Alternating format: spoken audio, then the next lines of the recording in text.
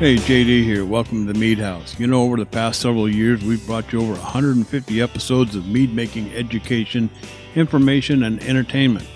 More than 100 guests have stopped by the Mead House, professional mead makers, medal-winning home mead makers, competition organizers, experts on yeast and honey, and brewers just like you and me have all visited to share their knowledge. Hey, the Mead House is produced for home mead makers and brewers looking for a bit of inspiration and information from the many guests and discussions we have here at the house. You can help support the Mead House by joining the Mead House Keyholder Club on Patreon. Just go to patreon.com and search for the Mead House. There's also a link in the show notes. For as little as $2 a month, you can become a keyholder. We've teamed up with some great companies to provide thank you gifts for your support. So get on over to Patreon, join the Mead House Keyholder Club, and get your own set of keys to the Mead House. You can listen to the Mead House podcast with your favorite player, and be sure to rate us 5 stars on iTunes or your favorite listening venue. The Mead House, mead making entertainment you just don't want to miss.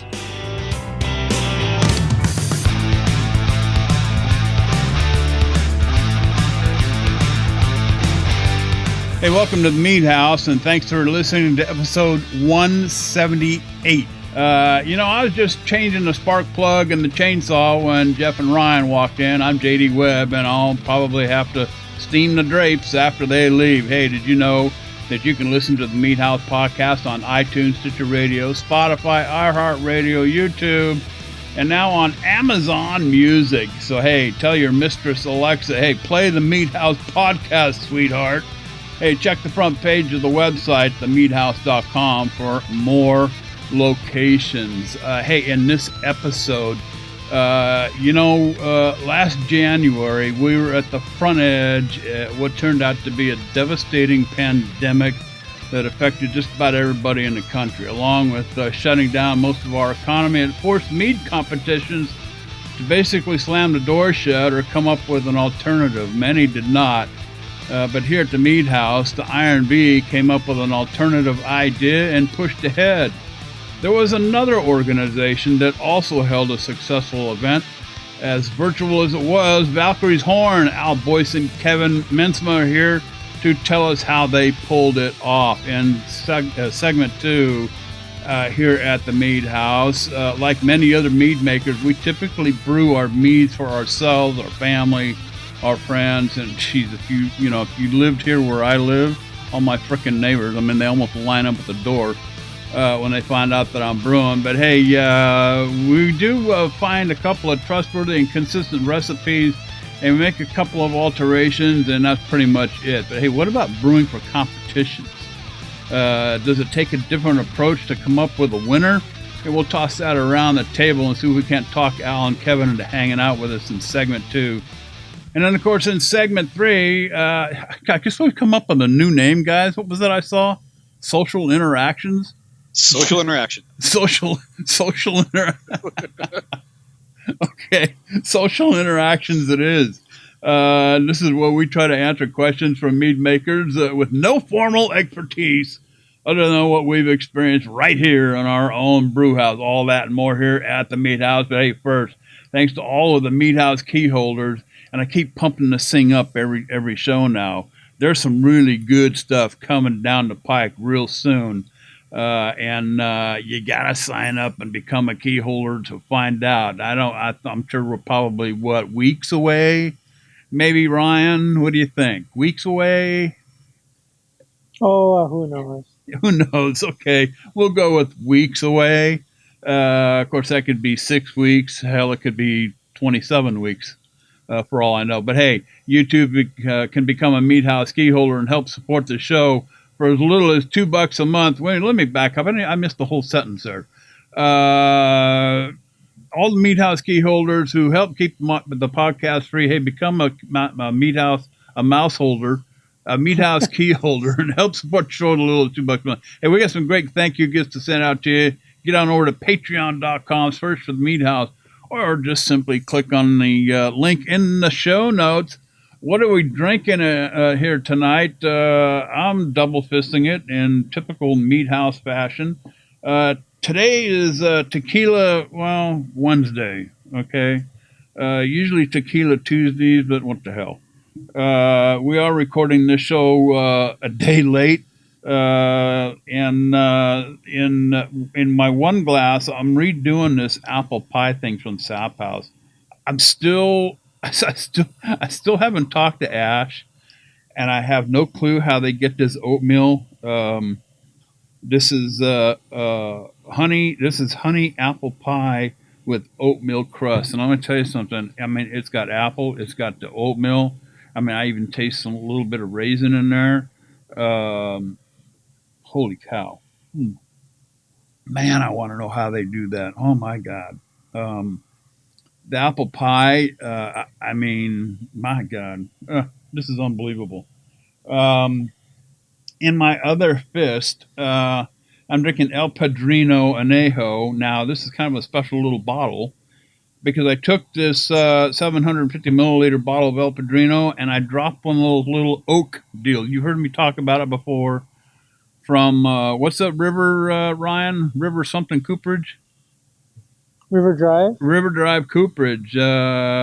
Check them out. Just Google it, River Drive Cooperage. If I can find the link, I'll put it up in the show notes. I tell you, they got these awesome little oak deals that you can drop into a 750 milliliter bottle and turn whatever spirit you like into something really good. And that's what I did with this anejo from El Padrino. I let it sit in there for, I guess, it's been in there for about a month and a half. And let me tell you something. What a change. What a drastic change. I mean, you get the sweetness of the vanillas and the caramels coming out of that little, I mean, it's just a little, the thing's about a half inch in diameter and about 2.5 inches long. It doesn't take much. Nicely toasted. You get that barrel char. I'm telling you, this really makes this makes a bottle of your favorite spirit turn into something very magical. So that's what I'm doing here tonight. Jeff, what is in your cup? I have two glasses as usual, and I'm doing kind of a fall flavors theme tonight. In my one hand, I have some of my. This is the bourbon barrel sizer that I had. I think this was at the first Iron Bee. I was tasting around, and I stashed a few of these bottles away for a rainy day, so to speak, and figured this is good a time to drink that as anything. Mm-hmm. And oddly enough, the apple flavor is kind of fading a little bit in this. The bourbon flavor is very, very prominent now. You get a lot of that vanilla, some of the molasses coming through. Still very nice, but the apple just kind of takes a back seat now. So it is what it is. How old did you say it was? Sorry? How old did you say it was? Oh, geez. This has to be about 2 years old now. Oh, wow. Okay, 2 years. Interesting. And in my other glass, I just have some Kirkland's Irish Cream, which I found on the shelf the other day at Costco, and man, it's that season. I'm enjoying this quite a bit. My wife and I had a drink off. We got the regular Bailey's Irish Cream, and we picked up a bottle of the Kirkland's Irish Cream. My wife loves the Kirkland brand much better than she likes the Bailey's. So apparently, that's what we're stocking in the on the liquor shelf here at the Webb House. So. It's a little cheaper too, by my reckoning. So win-win. There you go. Hey Ryan, you've always got something very interesting in your glasses. What is it tonight? Well, you guys know how I like to drink with the theme of the show. I really try to do that. And first of all, before I get into that, JD, it won't be 27 weeks. It'll be many, many weeks shorter than 27 weeks. Okay. So I'm confident we can say that. There you go. Okay. So I don't have any of Kevin's mead. Kevin makes fantastic mead, and that's why I don't have any, because whenever I get it, I drink it right away. So I don't have any of that. Or he doesn't give you enough. There it is. That's right. He doesn't give me enough. If I lived closer to him, I'd probably be like one of your neighbors who just shows up all the time with an empty 6-pack and says, "Hey, can you fill this up for me?" How is it they always know when you're brewing? They always seem to know when I'm brewing. I open up the front door in the morning just to step out with my cup of coffee, and there they are. It's like, what are you brewing today, JD? I get you. So what I am drinking is a little more of an ode to Al Boyes. Al, he's famous for his sludge meads, I guess Mm-hmm. you'd call it, where he puts a lot of the ends of rackings and things like that into a carboy, Mm-hmm. and kind of makes these monsters. And that's a lot like my infinity bottle. Yeah. Where I've got stuff in that. So I decided to get out my infinity bottle tonight, and I'm having a drink off of that. It's got an interesting flavor right now. There is heavily Sizer is in it. The infinity bottle, of course, is where I kind of put the rest of a bottle that I've been drinking into a 750 milliliter swing top bottle, and I keep it in the fridge. So it's kind of whatever is in there. So if I open a bottle of Sizer, I drink a glass, and maybe I'll dump the rest into the infinity bottle, and then make a drink off of that, and I might have a cherry melomel and drink some of that, and then dump that in the infinity bottle. Interesting right now. It's heavily Sizer. It's got a lot of Sizer in it, but last week I was drinking a naturally fermented oak barrel aged traditional. Very good. It's very, very interesting. Heavy Brett though. Very heavy oak, heavy Brett, and I don't mean that in a bad way. It's just maybe a little polarizing.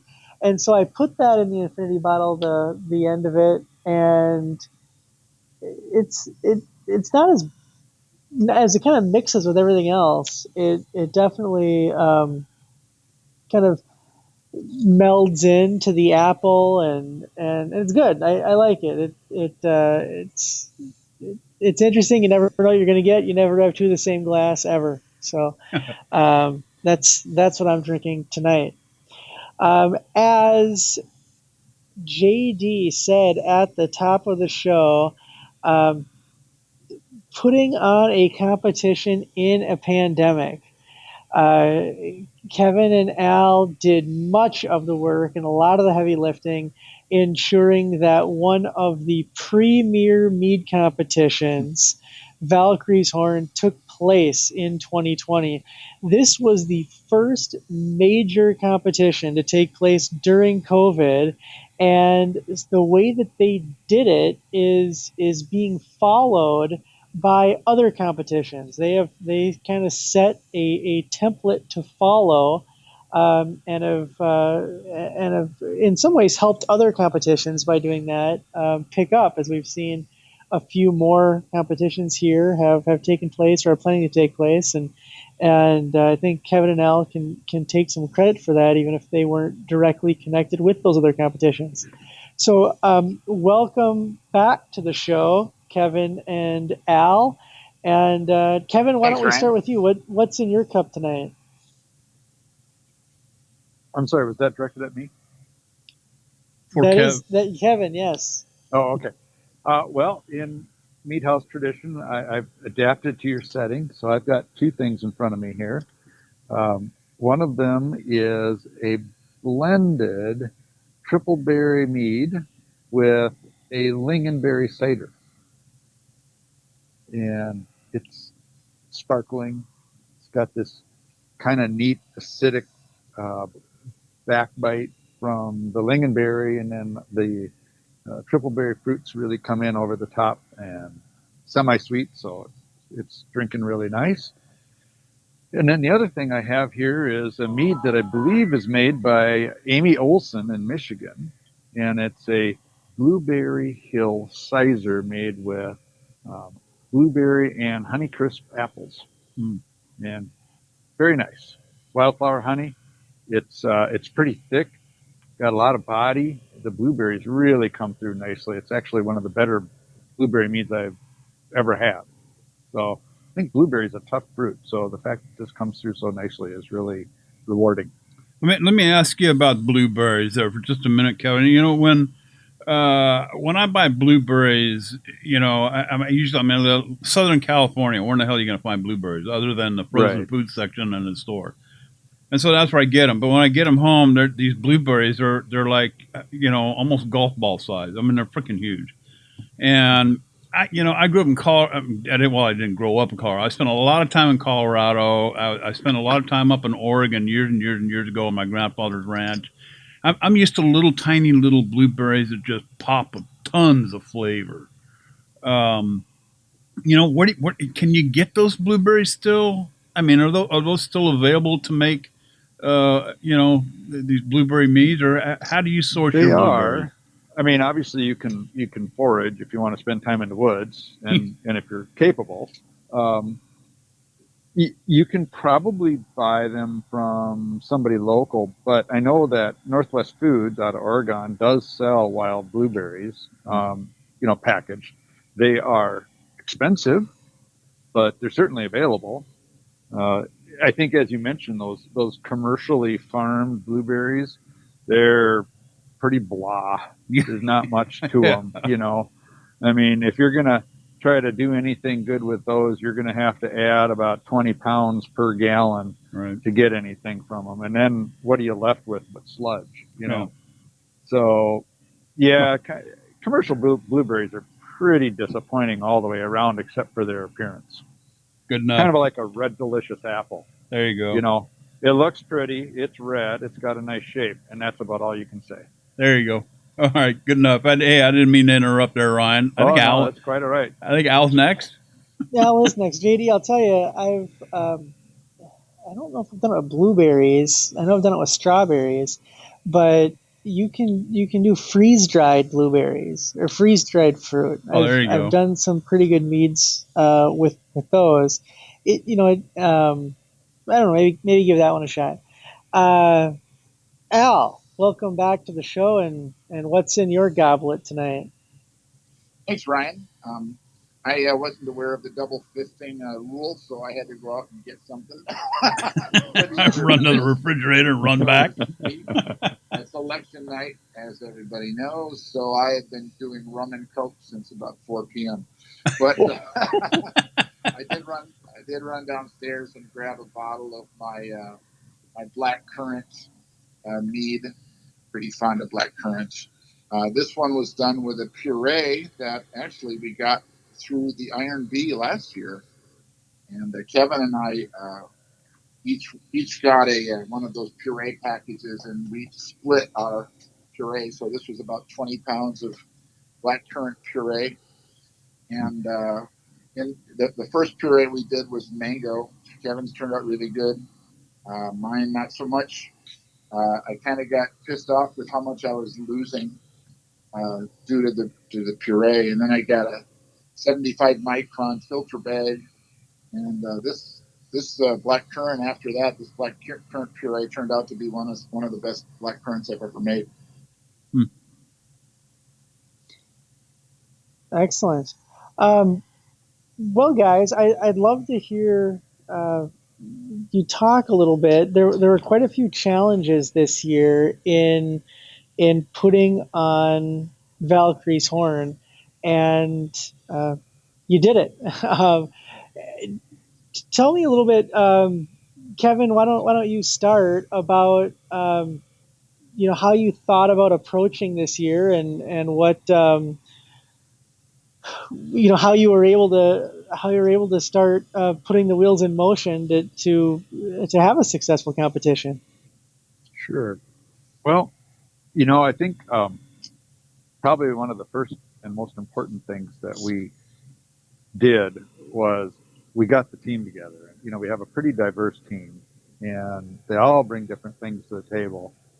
So we sat down and basically brainstormed what our requirements were going to be and what challenges we would be faced. And then we started coming up with potential solutions for each of those things. So for instance, we knew one of the most important things, one of the paramount things that we wanted to accomplish was to keep everybody as safe as we could manage while still being able to have the competition. And at the time that we were making these decisions, there was still a lot of very uncertain guidance coming from the infectious disease experts. You know, things like you needed to quarantine the bottles for 2 weeks. You had to, clean each bottle individually, et cetera, right? So we kind of went through some possible options for that. And of course, quickly realized that if we were going to do all those things, we were going to need to think about how many entries we could accept, because that's a lot of handling. The amount of time that it was going to take to accomplish all those tasks. It's not like an in-person competition where, people can literally deliver their bottles 2 weeks in advance of the competition. You can get all the organizational stuff done, sorting, etc., and then be ready to go, and you can complete your judging in a day or day and a half, and you're all finished, right? So we couldn't do those things. So we decided on a maximum number of entries based on the judge pool that we assumed we could recruit. And that was another challenge. We weren't really sure if our assumptions were going to be on target. There's only so many people available. And fortunately, the Twin Cities has a large judging pool and a lot of very, very, very experienced and high quality mead makers in the area. So we're blessed in that respect from a mead competition standpoint. But again, didn't know if we could rely on those people. Maybe they would choose to not participate because of COVID, right? So lots of assumptions. And we decided on a 250 entry limit, which worked out very well for us. And then we also decided last year, we didn't have a maximum number of entry limit per entrant. So if somebody wanted to carpet bomb with 50 entries, they could. We decided on a per person 5 max. And so that made it possible to expand the audience that might enter the competition with the 250 max entry for the competition limit. Maybe Al, do you want to talk a little bit about how we handled sort and distribution? Sure, or even maybe even backing up a step than that. We took it upon ourselves actually to write the book on the subject. And through all these meetings that Kevin described with our team, we first said, let's write down all the issues, let's document them all, let's create this manual, if you will, and that's available online. And I don't know if you guys have a website or whatever, Ryan, I could give you the URL for it later. So if people want to go and download this PDF book, as it were, they can. So all of that was documented in this book. All the things we're going to talk about today were documented in this first project we took, saying just how would we do it? Theoretically, how would we do it if we were going to have this competition? And after going through the exercise of writing this manual, we said, okay, now let's apply it to our competition. And is that your recollection as well, Kevin? Yeah, I think that's right. All right. So what we did today is Kevin and I came up with like 9 items that are different from a normal competition and doing a virtual competition. And I'll just quickly outline the items. The first Kevin talked about, which we just defined as limits, both on entry numbers and numbers of bottles. We decided on one thing you didn't talk about, Kevin, was 3. This is going to be a 3-bottle competition. Right. We talked about, to do it really totally socially distant and have, no judges across from the table ever. We thought, well, we probably need to have at least 5 bottles. And we started thinking about that and saying, gosh, who wants to send 5 bottles of their precious mead, off to a contest? So we found a way, we'll talk a little bit more about it later, how to do it with 3 bottles, which is more in line with a normal competition. The other things that we'll talk about tonight is the limits, as we said. Number 2 is sorting and distribution. Number 3 is judge pairing. Number 4 is deadlines. Number 5 is Zoom, etc. Virtual tools. Number 5 is electronic judging, or 6, electronic judging or paper. 7 is how to report your answers. 8 is awards and returning score sheets, distributing score sheets. And finally, number 9 was the best of show. So Kevin kind of covered limits. I'll talk about sorting and distribution a little bit. We did the dropout for, obviously you got to get your bottles together first. It was pretty much like any competition. We say, here's a drop-off location, drop off your bottles there. And we collected them all, got them all to a local brewery in Minneapolis. We can give them a plug, right, Kevin? Sure. So Broken Clock Brewing Cooperative.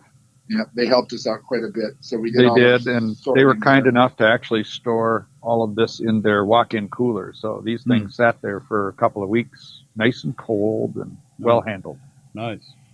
And a couple of weeks was part of our plan too, so that any virus that were on there would not survive that time period. So by the time we got around to sorting them, they were pretty much inert virus-wise.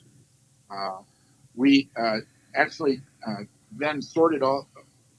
Another thing we did unique was, rather than have a double blind where everybody enters through an electronic system, a website or whatever, and then they get a registration number. Then normally they come into a sorting location and you give them another number that the judge or that the brewer, mead maker, whatever, has no knowledge of that number. We cut out that step, and that saved us a lot of work. We just said we created our entry system, gave them a sticker, and we used that number throughout the contest. Does that possibly remove the double blind scenario? Certainly, but we thought it was something that we could sacrifice in the time of crisis. So we used the same number throughout, and this label then was actually taped right to the bottle, so we did not have to touch the bottle time after time to put these stickers on them. What we did then next in terms of sorting is we just sorted them numerically. So they're all 1, 2, 3, 4, 5 in a row in boxes, so we could find them easily.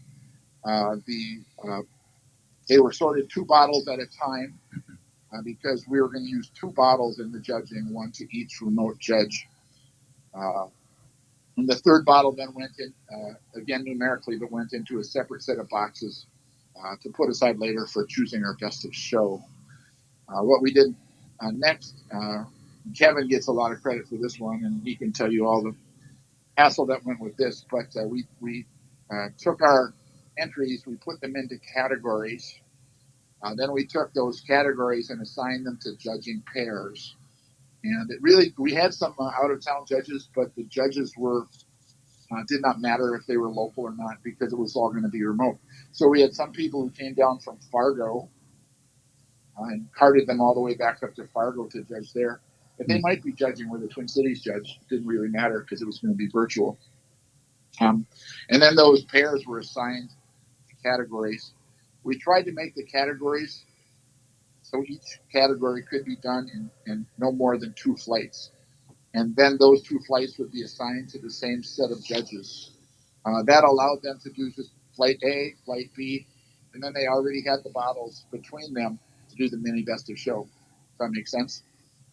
So when, my only experience with, being on site with a competition like this, of course, was that first year with the Iron Bee. And when I walked into the church there and I saw all these people sitting around tables thinking, geez, what are they doing? All playing chess? Because it was very quiet. So how did you overcome that by, Al, you said that some of your judges took bottles back up too. So, Yeah. So this judging took place not in, or remotely, I should say. No, well, place not at your face to home. face. Right. Everything was done remotely. So think of it this way. You and Ryan have been paired together. You're going to do one entire category, and we got to make sure that that category is small enough for you to be able to handle 2 flights in the same day. Right. So, 6 to maybe up to 8 in each flight, so a maximum of 16 meads that you would have to judge over the course of one day. Okay. What that means is that we then put a box together for each of the judges in that pairing. So we would have one box with your name on it with 16 bottles in it. Okay. There'd be another box with 16 bottles that would go to Ryan. And so on the day designated for judges to come and pick up their judging boxes, they drive down from wherever they're coming. Might be local, might be from Fargo, might be from Iowa, Wisconsin, who knows, right? Anybody who's willing to actually drive in. We didn't want to ship. Right. Because as we all know right now, shipping became quite an issue with COVID. Things got delayed. They got stuck on, trucks and you name it, right? We didn't want that risk. Quite a prominent judge and meat maker who asked us to ship, and we declined. Yeah. Right. Yeah. So you come, you get your box, you take it home. Yeah. Okay. We then gave you guys, and you made the arrangements. We gave you 2 weeks to contact your judging pair, set up a time and a date to do your judging. Maybe it was on a Saturday, maybe it was a Sunday, maybe you did it in the middle of the day while you're working. Who knows? It didn't matter. Yeah. At that point, you got your bottles and you got your flight sheet. You know what order they should be in. You know what type of meat they are. And you pick up the phone or whatever, and you do a Zoom session or a Google Duo or whatever technology works the best for you guys. You set up a session and you start going through your flights and do your judging. We actually have in the back of our manual, we have that I talked about earlier. There are instructions for how to hook up all of those technologies. So judges just had to pick one that they were comfortable with, and the manual told them how to do it. So you're sharing, you're willing to share this information with other organizations looking to overcome this difficulty with the COVID virus and be able to carry on the mead competitions out there, because many of them, I got email after email after email. Sorry, no competition this year. I couldn't tell you how many emails I got, just lots of them. Sure. We're happy to share. It's very good. Granted, we put a lot of effort into it, sure, but that's okay. We want the community to prosper, and we're happy to share this. It's good for everybody, and of course, we also want to be able to enter some competitions. Sure. I didn't enter this competition because I was organizing it. I knew a little too much about who did what, where, and when. Right. So, I haven't entered a lot of competitions because I've been busy with this one. Yeah. It'd be nice to have some to enter. Well, I guess the other part too, I mean, it's helping keep the exposure out there as well. Not a lot of people know much about mead, so this is just one more small effort, I guess, in keeping the exposure alive out there and exposing more people to it. And, like I said, I got email after email from these competitions that, sorry, no competition this year. And I thought, wow, that's too bad. It's really a shame, but I'm glad that you guys are, have come up with this idea, willing to share your information and put a manual out there for other organizations that, hey, we can do this. Here's how they did it, and they're willing to help us out with it, with this manual. So that's good stuff. I like that. I'm sending the URL over to Ryan right now, so Thank you you guys can make it known however you want to. It was through Minnesota Home Brewers Association as the sponsoring organization that we did this under, and it's on their hosted on their website. Yeah, Ryan will get that to me as quickly as he can, and we'll put it up on this episode. We'll even post it up on the front page of our website as well. So appreciate that, guys. Thank you. Ryan, I kept cutting you off, buddy. Go ahead. Oh, I was going to say, as a judge as someone who judged Valkyrie's Horn, I can tell you that this is going to sound bad, but in some ways, there it was, Al, it came through. in some ways, there were things I liked over an in-person competition, and it's one specific thing. I mean, don't get me wrong. I can't wait to get back in the Summit Brewing Halls, meeting room and judge competitions there again. But the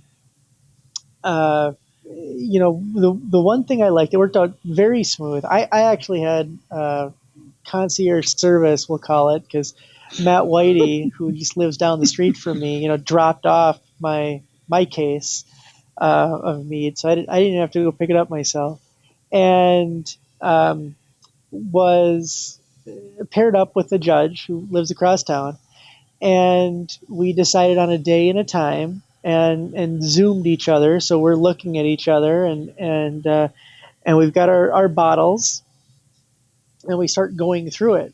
Well, the one thing that I liked a lot was the judging forms had been not just digitized, not just simply we're taking this PDF and scanning it and using a PDF editor to fill it out, but it was done in a way that it was reconfigured and reprogrammed in a way that made it just very slick to fill out, very easy, and for somebody like me who's got let's just say my hand, based on my handwriting, people think I'm a physician. So yeah, prescriptions. I'm sure the entrants for whose meads I judged appreciate it, because there's no guessing at what word it is, or there's nothing like that, or maybe a misspelling got away from me. So I was able to just really quickly, thoroughly, fill out these score sheets, and I liked it from my point of view, and I can only imagine that the entrants also liked getting these, that they could easily read, easily see, and go from there. So that was my take on that, and I'm sure there was some other feedback as well. But what I want to make sure we have time for is there was a very unique best of show, and I'll let Kevin and Al talk about how they decided to do that. We contacted Ken Schramm, godfather of mead, the guy literally who wrote the book, and said, would you be willing to be the sole best of show judge?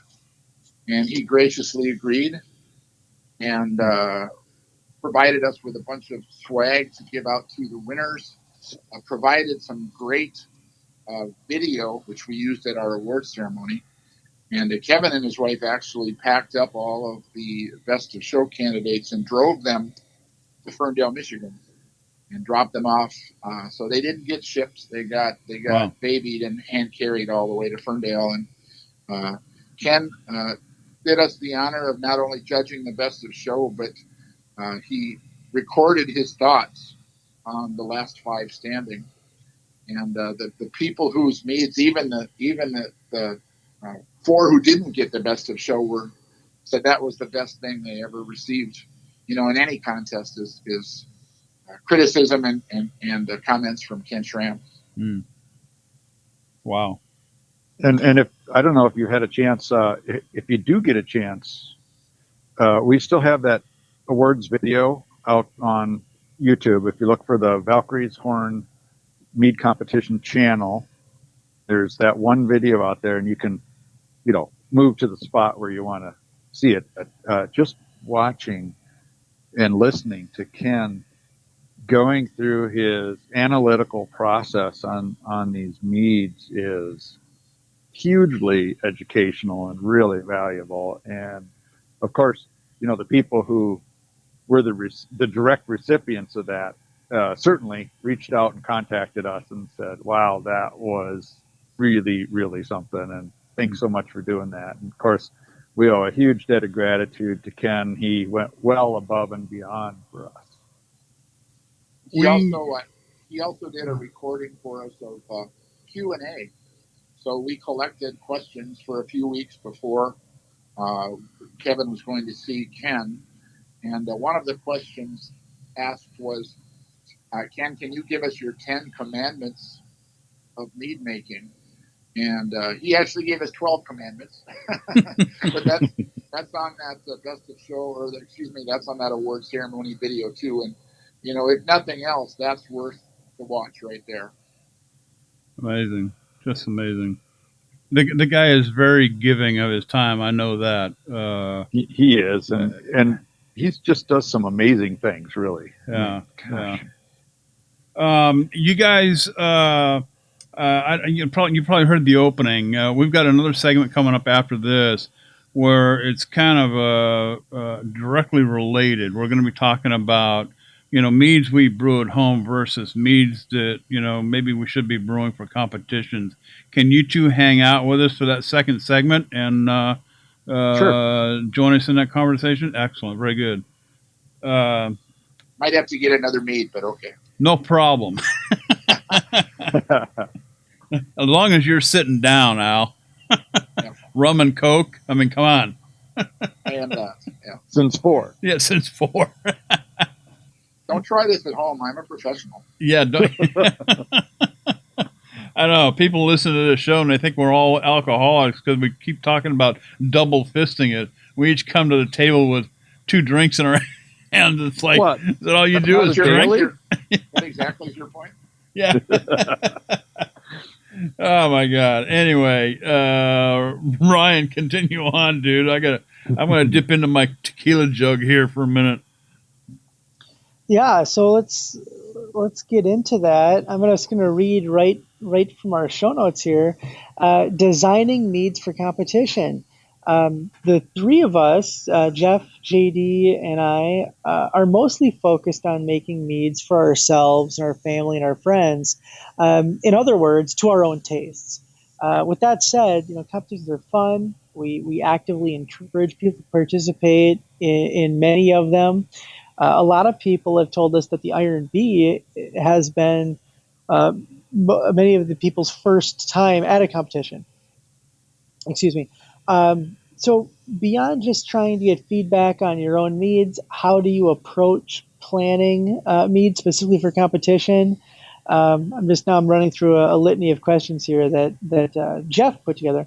What suggestions can we give listeners for designing stuff to win competitions? Unique ingredients, varietal honeys, entering less common categories, make sweeter meads. And Jeff and I have judged in a few or more than a few, and we'll talk about what else we can get behind or beyond just the things that you read like clean ferment or well balanced. Jeff, I should let you take that one because that was kicking off for you. But I think the overarching theme is again what are the differences? What do you think about when you're brewing a mead for competition versus brewing a mead that you might want for your own personal consumption or personal thing? I'll throw it over to our guests here. Al, is there any difference for you when you're brewing a mead that you want to enter in a competition versus one that is just going to end up in the cups of your friends? I think what you mentioned is always a good first step: is brew a mead that you want to drink, because that's likely to be a mead that somebody else wants to drink too. If you're brewing something. If you're brewing something you want to drink, you're going to make it as well as you can. For that reason, there's a lot of chatter out there about, do I share a mead recipe or a beer recipe with anybody else? And I will always say yes. And why is that? Because when I get together with you, I want to drink good mead. And so I want to give you the best recipe I have, the best tips I have. Mm-hmm. So make a mead that you want to drink. I'd say that would be number one. I'll throw it over to Kevin for the next one. Um, so I like to brew for competitions, not exclusively, but I pretty much make everything with an eye on that as a possible target.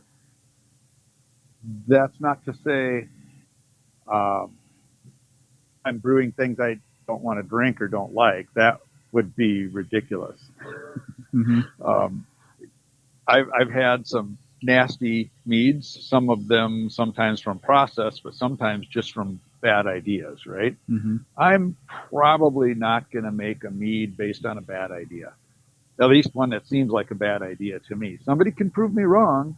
I've had some things that have turned out, from other people where, they've made stuff that I thought, oh my God, that sounds horrible.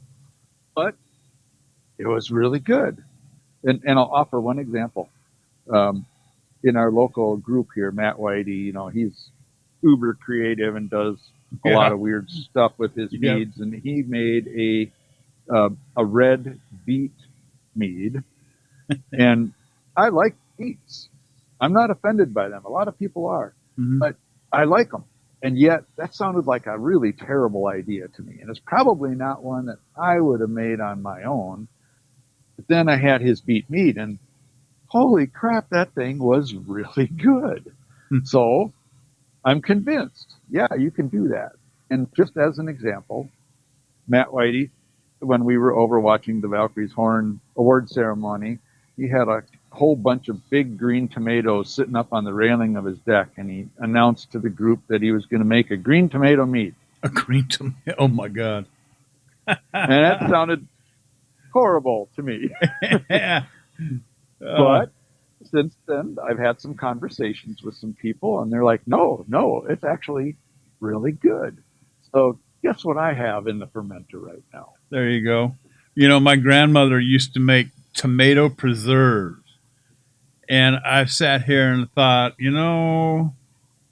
I wonder, I miss my grandmother's tomato preserves on my toast in the morning. What would it be like to make a tomato preserve? We're talking about tomatoes here. We're talking about tomato juice, tomatoes, something to sweeten it up with. Gee, that would be the honey. I wonder how that would work out. Yeah, tomato wine is a really ancient. right. There's great, great. I think every grandma's cookbook had a recipe for tomato wine in it. Oh, at least, And it's just kind of fun to experiment once in a while. I'm not making a huge batch. It's only about 2 gallons. That's not a big risk. Yeah. So, the smaller batches are the things where I don't want to take too big of a risk, but I want to play or experiment or learn. For me, that also is a really big part of the mead making process. Is I'm still very, very, very much in the learning phase. So, I want to play around and try lots of different stuff. Yeah, I don't think anybody's written the final chapter in mead making yet. I mean, my God. Oh, no. I mean, just walk around the produce department of your grocery store. I see lots of ideas. They're just sitting on the shelf over there. A book recommended to me by Steve Piatz is Flavor Bible. Absolutely. Yeah, I know you guys probably have that. And yep. You go in there and there's the idea for your next mead. Yep. We've talked about that on the show. Absolutely. The Flavor Bible. Another one is Christy Mannion Zerport's book. Jeff, what's it called? The mead pairing book? Mead and food pairing. My God, countless ideas. Right. So about brewing for competitions. Getting back to that, one myth I think is rapidly being dissipated is that hydromels don't fly. I know Kevin's got some ideas about that, and he'll talk about it. But we've got a couple of brewers here in the Twin Cities who are making exclusively hydromels, and they're delicious. They're fabulous, and they're 6%. I can have a pint of it and not have to go lay down. Right. Mm-hmm. Well, Best of Show at Hoppy Halloween this year was a hydromel. Well, that's kind of up my alley here. I mean, I've got several questions going through my mind right now. One is, brewing for a category. I mean, the mead house really, I mean, we're trying to push the braggot out there because it's not Really? you think, I mean, it's not well represented, we feel. So we thought, you know what? The more we talk about it and the more we wake people up to this one category of mead, that maybe we could entice others to get involved. And lo and behold, we have. We've had several people who have come on the show, just regular home mead makers, who have listened to the show and gotten involved in making mead, making braggots. And I mean, starting out making mead, just, making braggots. And so, but that's our show. But when it comes to brewing meads, making meads for competitions, okay, do you find that people are brewing for a particular category? Like the Melomel seems to be real popular. Sizers seem to be real popular. What are some of the lesser represented categories that are underrepresented? I have well, to say, based on just on the entries we had for Valkyrie's Horn, none of them are lesser represented. I mean, we had a wide diversity in just 250 entries. We had a wide diversity of just about every style. we did, although the berry mead and the melomels were double the size of any other categories. Yeah. Piments are also probably pretty high in the. Yeah, they're usually pretty big, but berry mead and melomel, are like ginormous for sure. And my other question before I roll the mic over to Jeff or Ryan here, sweet or dry? Now I like dry. All three of us here at the Mead House like dry meads. The stuff I brew, my braggots here at the house are extremely dry. They're quick drinkers. I try to keep them under 6% or so, and I like hopping my. I pretty much have one recipe that I use with one hop, and I just love it. I mean, and so do all my neighbors. But there's dry, so dry versus sweet. Should I, if I'm brewing, if I'm going to change my habit here from, I want to start brewing for competition, should I change my method? Should I change my habit here from going from dry and maybe lean towards sweet? Is that going to get me anywhere? One of my early mentors in mead making was Gary Sinnen, and he coincidentally he also made braggot. So there you go. Yeah. But he was also a big cider maker, and when he was making cider, I think this applies to mead. What he told me when he was making cider, he said, "I spent, everybody likes sweet cider, and I spent all my career, my whole cider making career, trying to learn how to make sweet cider. And by the time I learned that lesson, I found out that I really like dry cider." Mm-hmm. Yep. So I think I think dry is an acquired taste, and I think your lesser experienced mead judges will probably lean towards sweet. Yeah. And your more or at least sophisticated, your more sophisticated mead judges are going to keep an open mind about dry. So I think that's somewhat true, but I will also say that when you go to a competition, the meads that do the best tend to be semi-sweet. For our listeners out there, these two guys are dropping nuggets all over the place. So I hope you're sitting there with pen and paper in hand. Listen to this show one more time, this episode, number 178. I'm telling you, nuggets are being deposited all over the place here by Kevin and Al. So you asked earlier if there's underrepresented categories, and I would say there's one big one that stands out for me, and it's already designated in a way that allow you to make a dry mead. It's a dry traditional.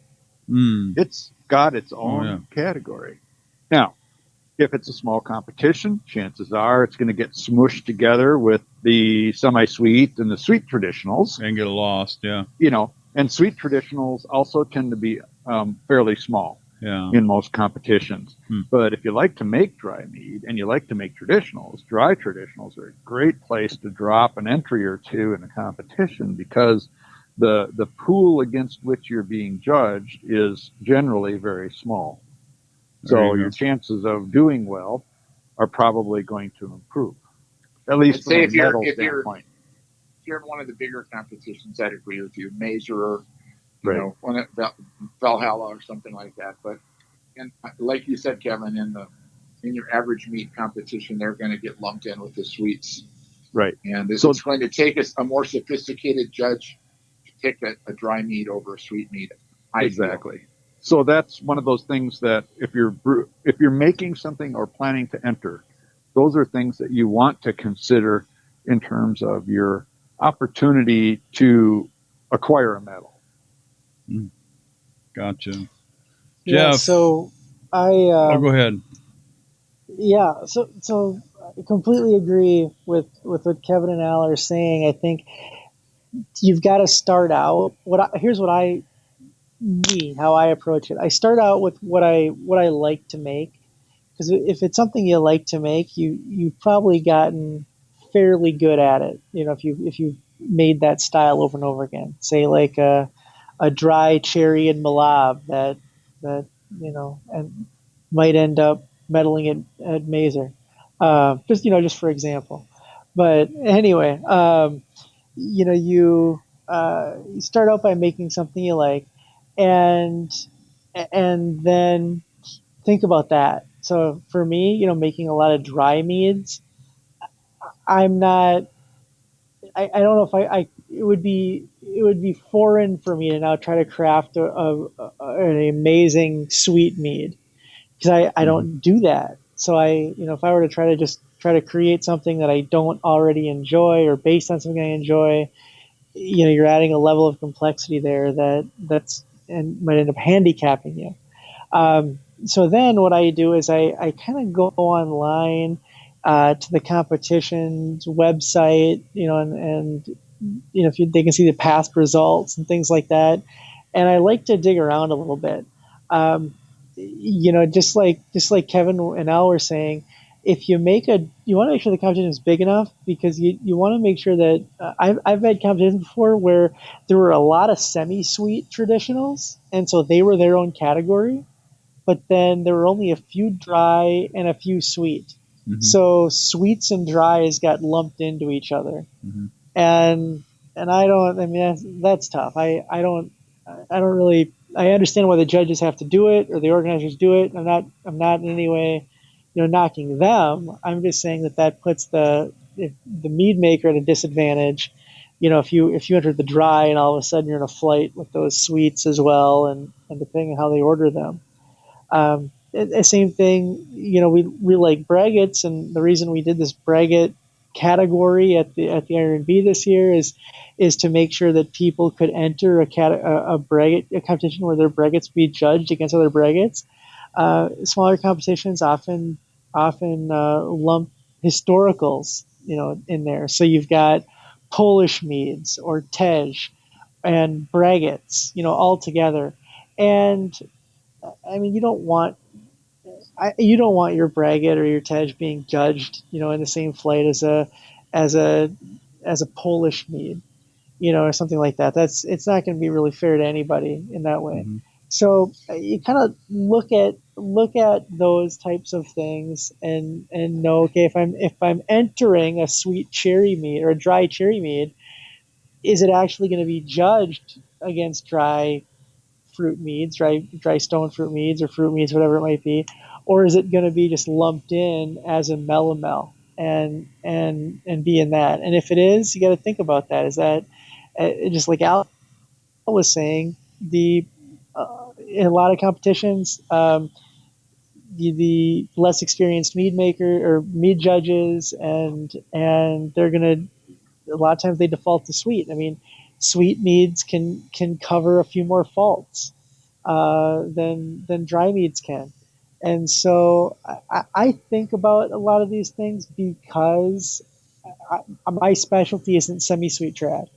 If my specialty was semi-sweet trad, it wouldn't matter. Somebody could wave a flag that says mead competition, and I'd throw a bottle at it, Mhm. you know. But when you make something a little different, or a little more obscure like that, I try to look at those things. The one double-edged sword about also looking at just those seldom entered categories. So let's say, for example, that sizer, is its own category. It's judged against other sizers, but the last few years, there's been like 5 entries. Mhm. A lot of competitions get the same judges year after year after year.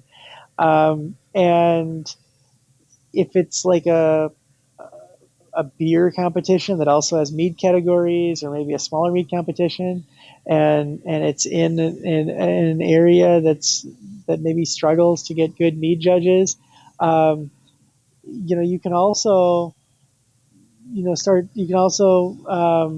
find yourself in a regional preference.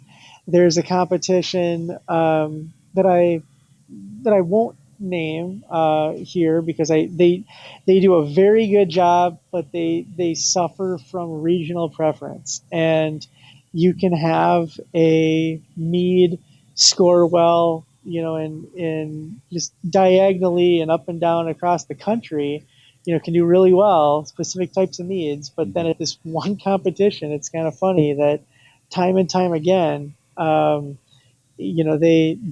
those judges are just looking for something a little bit different, and you just got to know that. I mean, I suppose you could write an angry letter, but that's not gonna do anything for you. You just gotta, But you're not going to know that unless you enter it. understand. All regions have their bias, I found, and Carvin Wilson, I think, said he has a spreadsheet that says he's tracked it. He's entered in so many of these regions. He knows where the sugar belt is, and where they like their sugar wines. Yeah. You guys have heard the sugar belt before, haven't you? Yeah. That's what they call the Midwest. Yeah. Hey, I wanted, before we run out of time, sweet tea. I've got 2 tips for entering competitions that are more about how you write your entry form than they are about making the mead. So these are easy ones, I think. And let me spit them both out, then you guys can comment on them. Yeah, go ahead. The first is your varietal honey. If you can't taste the varietal honey, in other words, if you're entering a mead and you can't make it out when you taste it, the judge isn't going to make it out either. And it shouldn't be a big deal. But again, some judges are going to say, hey, I didn't pick up Orange Blossom. I didn't pick up Tupelo. And they're going to knock you big points for that. The second thing is really the same thing, and that's about ingredients. How many of you guys, I'm sure we all have, how many of you guys have gotten a mead that, the list of ingredients is as long as your arm? Yeah. But really all you taste is cinnamon. Yeah, exactly. Yeah. Exactly. And so don't list them all. They're in there. They're part of your recipe, but you don't got to brag about them if you can't taste them. And you're going to get dinged for it if you can't. What's in your mead, pal? Well, I don't know. What do you taste? Right, but when you enter a competition, you got to fill out the form that says, "Here's the things that are in it." So, and even if it's very flavorful and you think you can pick up all 7 ingredients, list at most 3. Yeah, because judges are going to struggle past that. Like as a good example for that, berry mead, right? So a lot of us make this triple berry, right? Easy gotten, yeah. Right, and the first time I entered one of those, I specified each of the berries, and God dang, the judges are like, well, I don't really taste the blueberries. Okay, fine. Next time I entered it, I just said triple berry. I didn't tell you which berry. Yeah. And guess what? Nobody knocked me because the blueberries weren't obvious to them. There you go. It ended up winning a gold medal. It's like, it's the same mead. Come on. Al's right on the money. These are just 2 bookkeeping things you can do to help you win mead contests. Yeah. Yeah, this was years ago. I was talking with Steve Piat, and was talking to him about a similar, the exact same topic they're talking about right now, and he um, gave me the advice. He tried the mead that we were talking about, and he said I would just call that mixed fruit. And I Right. said, "You." It was kind of like a light bulb when I was like, "You can do that?"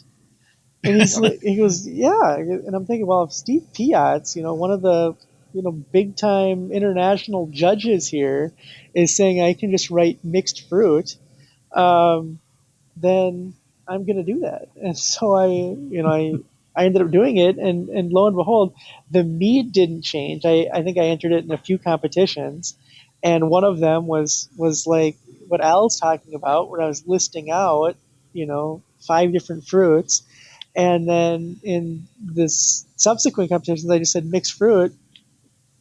I mean, there might have, and these were, I'm going to say this wasn't, regional, because a lot of these were competitions in the Twin Cities area, so some of the same judging pool, and the scores were markedly different. I mean, maybe even 5 points higher by doing nothing more than just saying, mixed fruit as the description.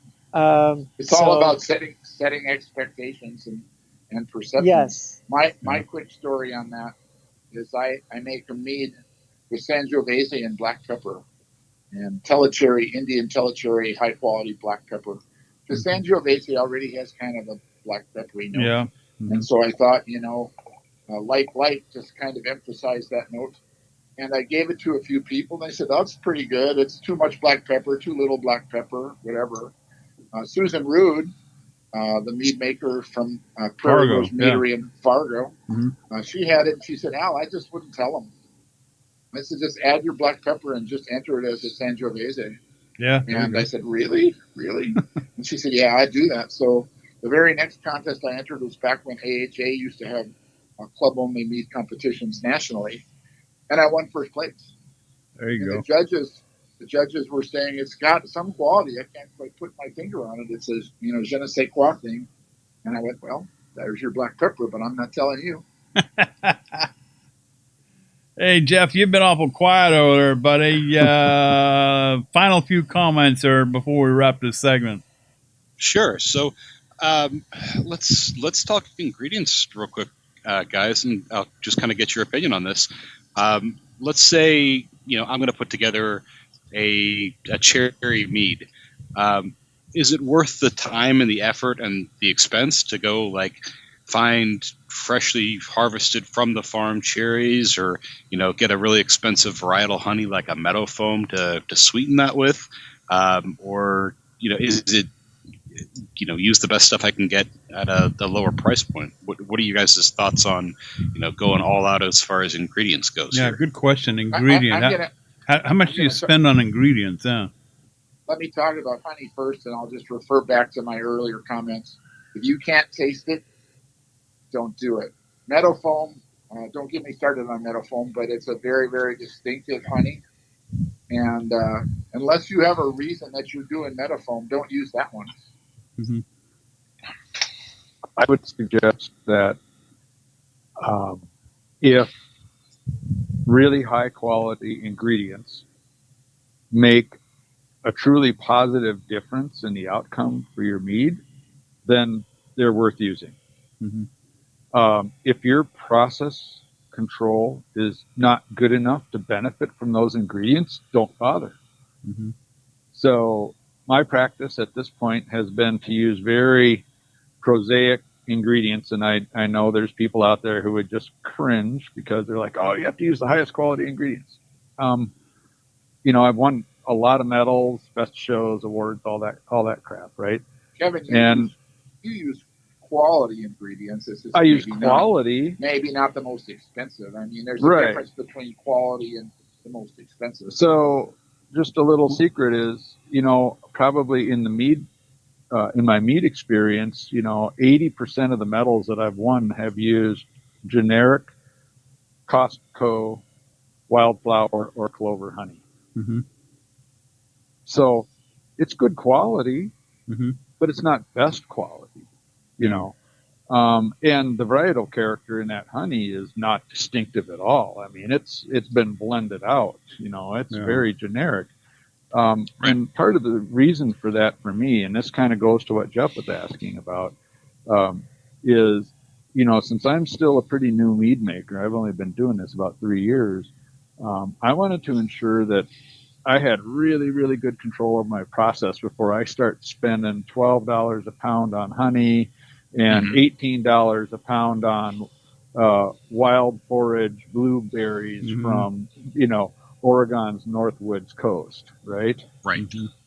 So that's my reasoning. Now, as I've gotten to the point where I feel like I have a really good grasp over what I'm doing, I have good control over the fermentation kinetics, I'm starting to use more varietal honey and hopefully higher quality, fruits and spices.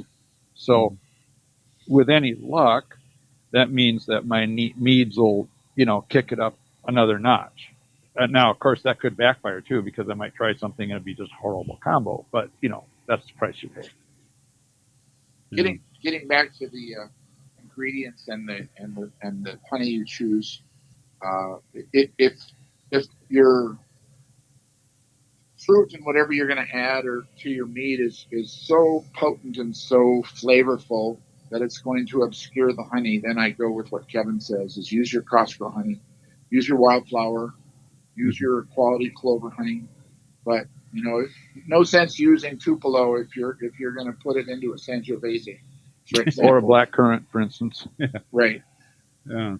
I mean, maybe it would work, but it'll it's work. Expensive honey to get overwhelmed by a black currant. Yeah. It'll work and it'll be fabulous, but you can do just as well with a clover. Good stuff. Well, guys, I think we're going to close this segment out. Wow, lots of information. And again, to our listeners out there, man, I'll tell you what, from the moment we had these guys on in that first segment, they've just been dropping nugget after nugget after nugget. If you're interested in getting involved in competitions, take a re-listen to this episode, number 178. Put it away, come back to it if you have to. Make sure you download that document that I posted to. Absolutely. We'll put it in the show notes, and Ryan will even put it on the front page of the website, so it's right there in everybody's face. But guys, thank you so much. Really appreciate it. And it was fun. Yeah. Thanks for having us. We'll have to do it again. Anytime. All right, guys. Thank you. We'll see you. All right. Take care. Thanks, guys. Good night. Thanks, guys. Wow, that was fun. Yeah. Yeah. Geez. Got a hand cramp from all the notes I'm taking here. Jeez. You think? I mean, I get stuck I don't know. I mean, I have second thoughts about sending bottles off to anybody, in a competition and stuff I make, because, I found this one. I just make this one, I make my sizers annually, but I make this one that's just, all it is honey. And I use the crystal grains anywhere from crystal 10 up to about 40 or so. I really don't want to go any higher than 40. And I use Citra hops. I've grown accustomed to drinking this one beer that's actually seasonal from Kona Brewing over in Hawaii. It's Kona Light. It's basically a blonde ale made with Citra hops. It's just amazing. And then I found this other one called Citra Light, I think, or Citra something or other, that I found here. And again, it's just it's a light ale with Citra hops. It's just freaking good. I mean, it's got that citrusy backbone to it a little bit. It's nice and flavorful, and that's what I try to pattern my braggots after, is that particular, but what I have found is, and these, because there's so little honey in these braggots, the longer they sit, the more that honey character really starts coming forth. Just like the sizers. I mean, with the apple. I mean, you can brew an apple sizer or a cider right away and drink it right away. Uh, if you're drinking a dry cider, you may not get a whole lot of apple out of it. It'll be, you'll get the tartness, but not much anything else. But if you let that thing sit, like my method is to let my cider sit for about 8-9 months and let that apple character develop, and then it's really good. So, but just been kind of fearful of sending off, my dry Citra braggot off to a competition for fear that it's not like you drop a candy cane in it. You know what I mean, Jeff? It's not sweet. Right. This is something you're gonna stick in a cooler and take to the beach. Hey, did you guys? It popped into my head here. I sent you guys each a couple of bottles. Did those make their way to your doorsteps? Not yet. Yes. Well, I haven't checked my doorstep, and not for me. Go ahead. I had completely forgot about that when it came time to open something for this week's episode. So I'll probably crack one of those open next week here. JD, I'll check. No problem. You should have gotten yours by now. Well, again, I mean, the whole COVID thing, we've had some issues getting packages here lately. So depending on how it was, was it FedEx or USPS, or how did you send it? Yeah, one of the major carriers. Yeah, okay. Well, we'll keep an eye on it. If you got a tracking number, email it to me, and we might be able to track it or whatever. But hey, I almost said Facebook friend. Social interactions. It's social interaction time at the Meat House. See what you did. Now I'm going to have to come up with a little jingle. Like a little 10-second jingle. Social interaction time at the Meat House. Bump, bump, bump. Okay. All right. That just went down on a piece of paper, Jeff. Thank you very much. Okay. So social interactions. Hey, first one up. This is some of the leftovers from last week, but hey, this is another one from the UK. I don't know if we covered this one or not, guys. There's quite a lot of headroom in plum mead in primary. I haven't fitted an airlock, so I'm thinking a CO2 layer should form to protect it from oxidation. I then just need to rack carefully and minimize headroom in secondary. Thanks. Then he goes on there. There's actually, I think that one he goes for. Oh no, that's a different plum mead. No, that's a different plum mead. Different plum mead. Yeah, we got two of them. Two UK guys, two plum meads.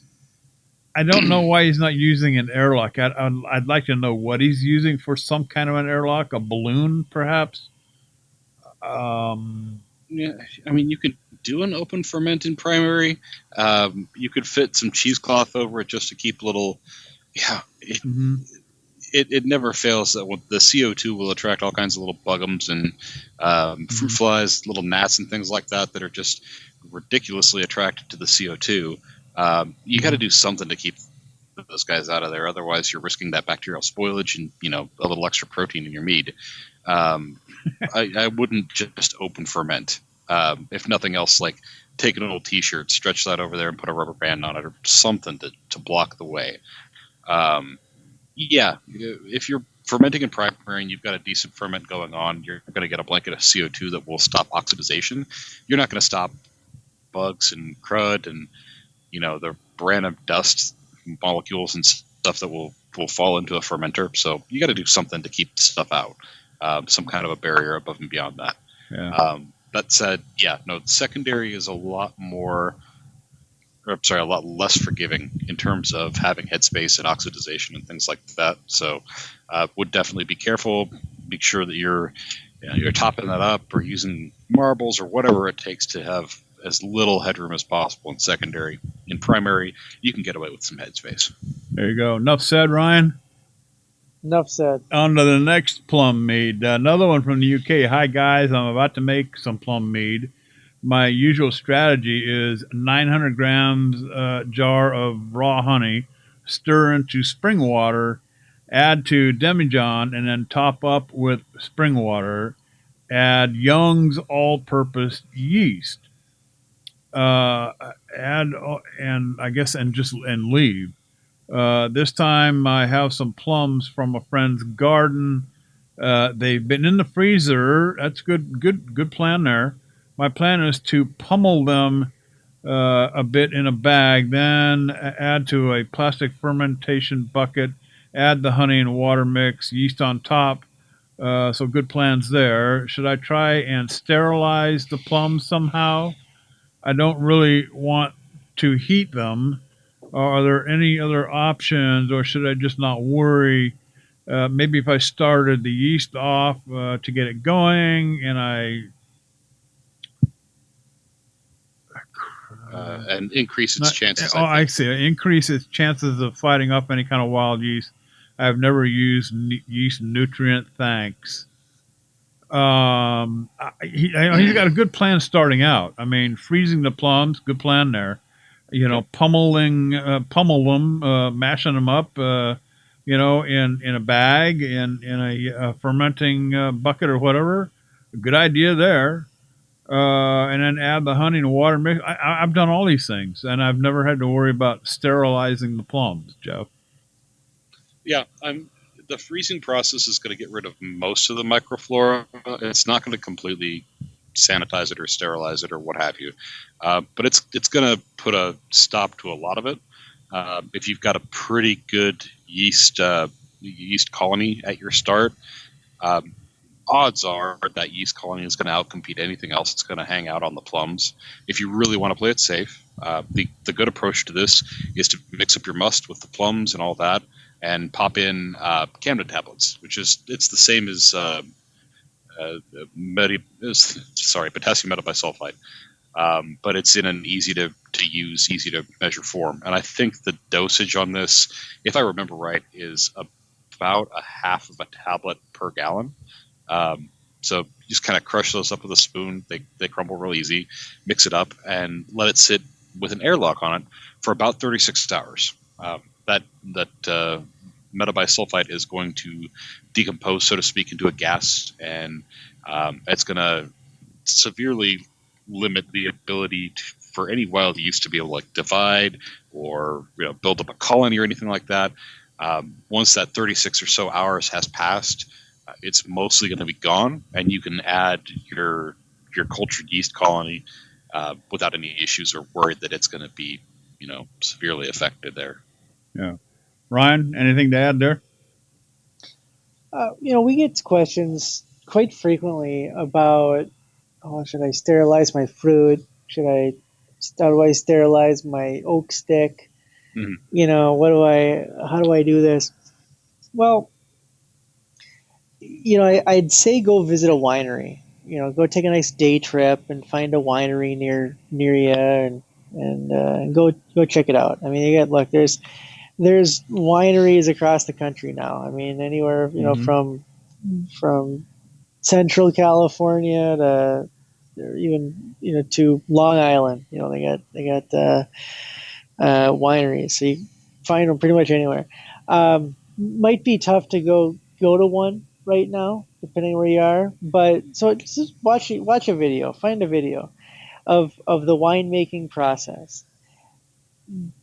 Grape berries are literally taken off the vine and thrown in, and crushed. Mm-hmm. I mean, they're not, there's no guy standing there at the hose, washing off a conveyor belt, going through some sort of sanitizing liquid. Yeah, they're taken off the vine, dusted off, and basically, thrown into a crush.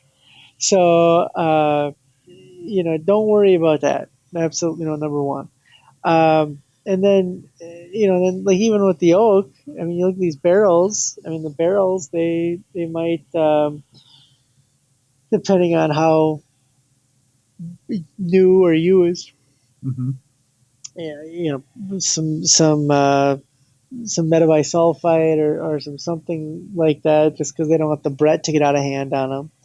But yeah, there's you, most most amateur mead makers are more concerned about sanitizing and sterilizing than the professionals are that are making, tens of thousands of gallons a year and charging for it. In all fairness, we do harp a lot on good sanitizing practice and things like that. So Mm-hmm. the instinct to sanitize stuff is good, but there are some places where you can relax a little bit, and maybe that's one of the things you learn with experience in this hobby. Mm-hmm. Good stuff. Good point. Good point, Jeff. All right. This is from I don't know who's. Oh, this is from I don't know these names, Jeff. It doesn't matter. Something about melomel. First berry melomel question. Just started my first blackberry and blueberry melomel 10 days in. I've noticed a nice cap of berries and mush on top of it. I plan to leave it in primary for 1.5 to 2 months. Once everything had settled and cleared, all Joan style. Oh my god! Should I be concerned with the berry cap developing mold during long-term storage? Well, yes and no. Kind of all depends. I'm going to let Ryan get into that part of it. The first part of it, you want to keep pushing that cap down. I don't know. I mean, 1.5 to 2 months, I think, is extensive. Don't think you have to leave it in there that long. Once it's done fermenting, I would rack it off of all that and transfer it to a secondary vessel, and try not to bring some of that stuff in with you, and let it rip. Just let it go. Let it sit for 4, 5, 6 months, however you want, and do whatever you want with it after that, oaking it or whatever. But initially, you get the blackberries and the blueberries in there. You start fermenting. Make sure you keep pushing that stuff down constantly, because what happens is that CO2 will build up underneath it, and you're going to go in there and try to stir it up one day, and you're going to have a volcano like you've never seen. Ask Ryan about that. And but anyway, Ryan, the other part, concerned about with the berry cap developing mold during long-term storage if he chooses to keep it with all of that crud on top. Mold happens. Mold is a concern that you should be aware of. It absolutely can happen. We were just talking about sanitizing, and a lot of the time, mold can happen when you don't sanitize properly. But also with something like a fruit cap, where you are going to have solids that are sitting on top of a liquid, it also gives another opportunity for mold spores to form. So, like JD is saying, you punch down that fruit cap, and a lot of guys that make the big and ladies that make the big melomels, they're punching down that fruit cap.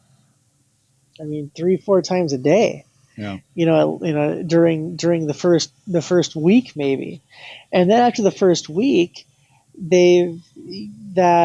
all of that sugar that was in that fruit has fermented out.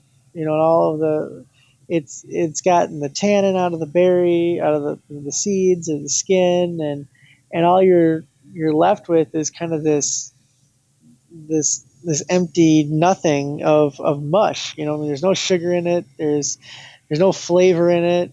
All that stuff's been taken by the mead, so you just got these solids. Well, once you've got those solids, at that point, rack it. Rack it into a new vessel, get it off those solids, and you're going to not only lower your chances for mold to form because you're not giving it that opportunity, but you're also going to lower the chance of any off flavors of it sitting on something like that or being in contact with something for a prolonged period of time.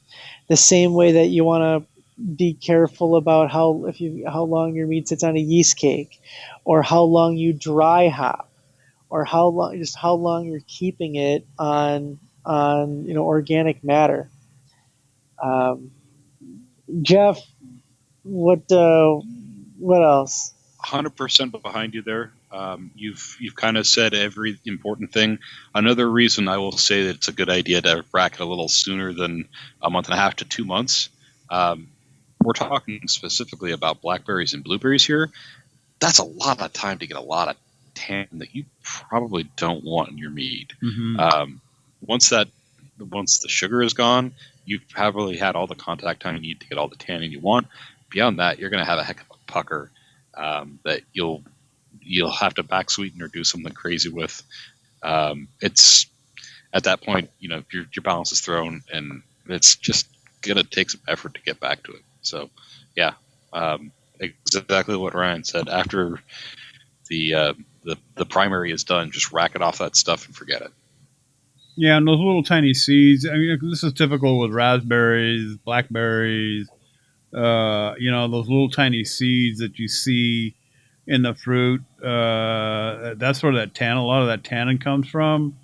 So you want to be careful with that too. I mean, it's been, they've been known to drop tons of tannin. I mean, it's almost like putting a tree trunk in your secondary. So you want to be careful with that. But hey, we're gonna drop it right there for tonight. We got a bunch more here. Darren Godfrey, me, Del Borgo. We'll get you guys next show. But we're going to leave it right there for this episode. Definitely want to send a shout out to Al Boyce and Kevin Mensma from Valkyrie's Horn for hanging out with us in this episode. A lot of good information. And, again, if you've made it to the end of the episode and you forgot the pen and paper, go back and re-listen because there's just a whole bunch of little nuggets dropped all over the place. If you're into competitions or want to start getting into competitions, and of course, and I guess the more important thing, Ryan, from the beginning of the in segment 1, they dropped a huge bombshell, to coin a term from the media. Okay, they produced a manual. Okay. I mean, there's no telling when this COVID thing's going to go away, but this may help even otherwise in situations that, maybe it's not even a pandemic. Maybe it's something else that prevents you from gathering your judges all in one place. But they produced a manual, Ryan, for implementing your competition, okay, without having to be in one location, right? Absolutely. Yeah, we'll have the link to that. It's a comprehensive document, and yeah, it's been used by other competitions to give them a path forward to hold competitions here, given the current circumstances. Absolutely. So, hey, let us know what you're brewing. You can email us info@themeadhouse.com, or just send us a message on the Facebook deal or the Twitter deal, both at the Mead House. So, hey, in the meantime, happy mead making. That's it for this episode. Hey, Ryan, flip the lights off. Jeff, slam the door shut. Hey, we'll be back next week with episode number 179 of the Mead House. We're gone.